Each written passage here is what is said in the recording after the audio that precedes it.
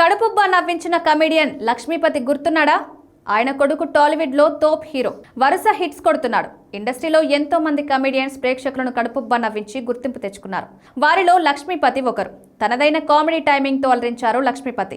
అల్లరి, అమ్మాయిలు అబ్బాయిలు సినిమాలతో ప్రేక్షకులను విశేషంగా అలరించారు. ఎన్నో సూపర్ హిట్ సినిమాల్లో నటించారు. ఇండస్ట్రీలో కమెడియన్లకు కొదవలేదు. బ్రహ్మానందం నుంచి సత్య వరకు డైరెక్టర్లు తీర్చిదిద్దిన మేటి కమెడియన్లు ఎందరో ఉన్నారు.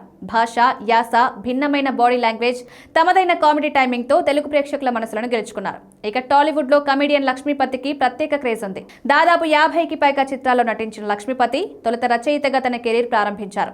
కృష్ణవంశీ డైరెక్టర్లో వచ్చిన చంద్రలేఖ చిత్రానికి రచన సహకారం అందించారు. కమెడియన్ గా ప్రేక్షకులను కడుపుబ్బా నవ్వించారు లక్ష్మీపతి. ఈవీవి తెరకెక్కించిన అల్లరి సినిమాతో మంచి బ్రేక్ సాధించారు. అటు తమ్ముడు శోభన్ డైరెక్ట్ చేసిన బాబీ చిత్రంలో నెగటివ్ షేడ్స్ ఉన్న పాత్రలో కనిపించారు. లక్ష్మీపతికి శ్వేత, కేతన్ అని ఇద్దరు పిల్లలున్నారు. సీనియర్ డైరెక్టర్ శోభన్ స్వయానా తమ్ముడవుతాడు. శోభన్ వర్షం సినిమాతో ప్రభాస్ కు భారీ హిట్ ఇచ్చాడు.